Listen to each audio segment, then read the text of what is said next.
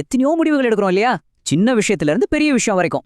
பிசினஸ்லயும் இதே கதை தான். ஆனா ஒரு நிமிஷம் யோசிச்சு பாருங்களேன். சும்மா ஒரு யூகத்துல ஒரு முடிவு எடுக்கிறதுக்கும் நம்ம கையில இருக்கிற டேட்டாவை வச்சு ஆதாரத்தோட ஒரு முடிவு எடுக்கிறதுக்கும் மலையளவு வித்தியாசம் இருக்கு. அங்கதாங்க டேட்டா அனாலிசிஸ் ஒரு சூப்பர் ஹீரோ மாதிரி என்ட்ரி கொடுக்குது. வாங்க இந்த யூகங்கள்ங்கிற குழப்பத்திலிருந்து உண்மைகள்ங்கிற தெளிவுக்கு எப்படி போறதுன்னு இந்த பயணத்துல பார்க்கலாம். டேட்டா அனாலிசிஸ்னா என்னமோ பெரிய மேஜிக்னு நினைக்காதீங்க. அது ஒண்ணுமே இல்ல. சிம்பிளா சொல்லணும்னா நம்ம கிட்ட இருக்கிற டேட்டாவை அலசி ஆராய்ஞ்சு அதை கிளீன் பண்ணி அதிலிருந்து நமக்கு தேவையான விஷயங்களை, அதாவது பேட்டர்ன்ஸ், ட்ரெண்ட்ஸ் இதெல்லாம் கண்டுபிடிக்கிறது தான். ரொம்ப சிம்பிளா ஒரு உதாரணம் சொல்றேன். ஒரு கடைக்காரர் இருக்காரு. போன மாசம் எந்த பொருள் ஜாஸ்தியா சேல்ஸ் ஆச்சுன்னு தெரிஞ்சுக்க அவரோட சேல்ஸ் ரெக்கார்டை எடுத்து பாக்குறாரு இல்லையா? அது கூட ஒரு வகையான டேட்டா அனாலிசிஸ் தான். குழப்பமான யூகங்களுக்கு பதிலா இது ஒரு தெளிவான பாதையை காட்டுது. சரி, ஆனா இதெல்லாம் எதுக்கு செய்யணும்? ஒரு மூணே முக்கியமான காரணம் இருக்கு. 1, முதல்ல என்ன நடக்குதுன்னு புரிஞ்சுக்கிறதுக்கு. 2, அந்த டேட்டாவுக்குள்ள ஒளிஞ்சிருக்கிற பேட்டர்ன்ஸை கண்டுபிடிக்கிறதுக்கு. 3, ரொம்ப முக்கியமானது, இந்த தகவல்களை வச்சு ஸ்மார்ட்டான முடிவுகள் எடுக்கிறதுக்கு.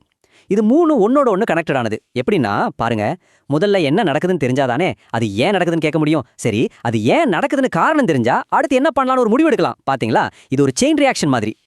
இந்த டேட்டா அனாலிசிஸை நாம ஒரு பயணமாவே பார்க்கலாம். இந்த அனாலிட்டிக்ஸ் மெச்சூரிட்டி கர்வ் தான் நம்ம பயணத்துக்கான மேப். இதுல மொத்தம் 4 ஸ்டேஜ் இருக்கு. நம்ம ஒவ்வொரு ஸ்டேஜா தாண்டி போக போறோம். எங்க ஆரம்பிச்சு எங்க முடிக்க போறோம் தெரியுமா? கடந்த காலத்துல என்ன நடந்ததுன்னு திரும்பி பார்க்கறதுல ஆரம்பிச்சு எதிர்காலத்துல என்ன நடக்கும்னு கணிச்சு அதுக்கேத்த மாதிரி செயல்படுறது வரைக்கும். வாங்க இந்த பயணத்தோட ஒவ்வொரு ஸ்டேஜையும் இப்ப கொஞ்சம் டீட்டெயிலா பார்க்கலாம். ஓகே, நம்ம பயணத்தோட முதல் ஸ்டெப் இதுதான் ஃபவுண்டேஷன். எந்த ஒரு அனாலிசிஸ்க்கும் இதுதான் ஸ்டார்டிங் பாயிண்ட். இங்க நம்ம என்ன பண்ண போறோம்னா, நம்ம கையில இருக்கிற டேட்டா என்ன கதை சொல்லுதுன்னு காது கொடுத்து கேட்க போறோம். அப்போ நம்ம கேட்க வேண்டிய முதல் கேள்வி ரொம்ப அடிப்படையான கேள்வி. சிம்பிளா, என்ன நடந்தது? இந்த ஒரு கேள்விக்கு பதில் தெரிஞ்சாதான் நாம அடுத்த கட்டத்துக்கே நகர முடியும். இந்த ஸ்டேஜுக்கு பேரு டிஸ்கிரிப்டிவ் அனாலிசிஸ், அதாவது விளக்க பகுப்பாய்வு. இது எப்படின்னா, நாம கார் ஓட்டும் போது ரியர்வியூ மிரர்ல பாக்குற மாதிரி பின்னாடி என்ன நடந்ததுன்னு நமக்கு ஒரு சுருக்கமா காட்டும். ஆவரேஜ், பர்சன்டேஜ், சார்ட்ஸ், டேபிள்ஸ் இதெல்லாம் வச்சு டேட்டாவை ரொம்ப சிம்பிளா புரிய வச்சிடும். உதாரணத்துக்கு, போன மார்ச் மாசம் மட்டும் நம்ம கடையில 500 யூனிட் சேல்ஸ் ஆயிருக்கு அப்படின்னு ஒரு ரிப்போர்ட் சொல்லுதுன்னா அது ஒரு பக்கா டிஸ்கிரிப்டிவ் அனாலிசிஸ். ஆனா ஒண்ணு, நம்ம கிட்ட இருக்கிற டேட்டா எவ்வளோ கரெக்டா இருக்கோ அந்த அளவுக்கு இந்த மிரர்ல தெளிகிற காட்சியும் தெளிவா இருக்கும். சரி, என்ன நடந்ததுன்னு தெரிஞ்சுக்கிட்டோம். இப்போ நம்ம பயணத்துல அடுத்த கட்டம். வெறுமனே என்ன நடந்ததுன்னு பார்த்தா மட்டும் போதுமா? அது ஏன் நடந்ததுன்னு தெரிஞ்சுக்க வேண்டாமா? வாங்க அதையும் தோண்டி பார்க்கலாம். இங்க நாம கேட்க போற கேள்வி ரொம்ப முக்கியமானது. அது ஏன் நடந்தது?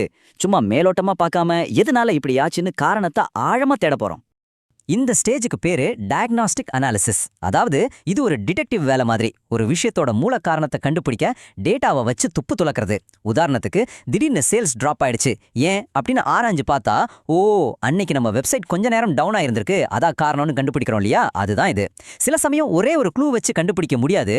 பல விஷயங்களை ஒன்னா சேர்த்து பார்த்தாதான் உண்மையான காரணம் என்னன்னு புரியும். இதுதான் நம்மள என்னங்கிற இடத்துல இருந்து ஏங்கிற இடத்துக்கு கூட்டிட்டு போகுது. ஓகே, நம்ம பயணத்துல இப்போ ஒரு பெரிய பாய்ச்சல். பாஸ்ட்ல என்ன நடந்ததுன்னு தெரியும், அது ஏன் நடந்ததுங்கிற காரணமும் தெரியும். இந்த 2 விஷயமும் தெரிஞ்சதுக்கு அப்புறம் நாம கொஞ்சம் தைரியமா எதிர்காலத்தை பத்தி கணிக்க ஆரம்பிக்கலாம் இல்லையா? வாங்க அதைத்தான் இப்ப பார்க்க போறோம். இப்ப நாம கேட்க போற கேள்வி ரொம்பவே பவர்ஃபுல்லானது. எதிர்காலத்துல என்ன நடக்க வாய்ப்பு இருக்கு? இந்த கேள்வி கேட்டதுமே நாம வெறும் ஒரு பார்வையாளரா இல்லாம ஒரு ஜோசியக்காரர் மாதிரி மாறிடுறோம். இதுக்கு பேர் தான் ப்ரெடிக்டிவ் அனாலிசிஸ், அதாவது கணிப்பு பகுப்பாய்வு. நிஜமாவே மேஜிக் நடக்கிற இடம் இதுதான் சொல்லலாம். இது வரைக்கும் பார்த்த டேட்டாவையும் அதுக்கான காரணங்களையும் வச்சு ஃபியூச்சர்ல என்ன நடக்கலான்னு கணிக்கிறது தான் இது. இதுக்காக மெஷின் லேர்னிங் மாதிரியான அட்வான்ஸ்டு டெக்னாலஜி எல்லாம் கூட யூஸ் பண்ணுவாங்க. சிம்பிளா சொல்லணும்னா, போன வருஷம் சேல்ஸ் டேட்டாவை வச்சு இந்த தீபாவளிக்கு நம்ம சேல்ஸ் கிட்டத்தட்ட இவ்வளோ % அதிகமாகும் நம்ம கணிக்கிறோம் இல்லையா? அது ஒரு பெர்ஃபெக்ட் உதாரணம். அவ்வளோதாங்க, இப்போ நம்ம பயணத்தோட உச்சிக்கே வந்துட்டோம். இதுதான் இருக்கிறதுலே ரொம்ப பவர்ஃபுல்லான ஸ்டேஜ். இங்க நாம கண்டுபிடிச்ச விஷயங்கள் வெறும் தகவலா இல்லாம ஒரு ஆக்ஷன் பிளானா மாறப்போகுது.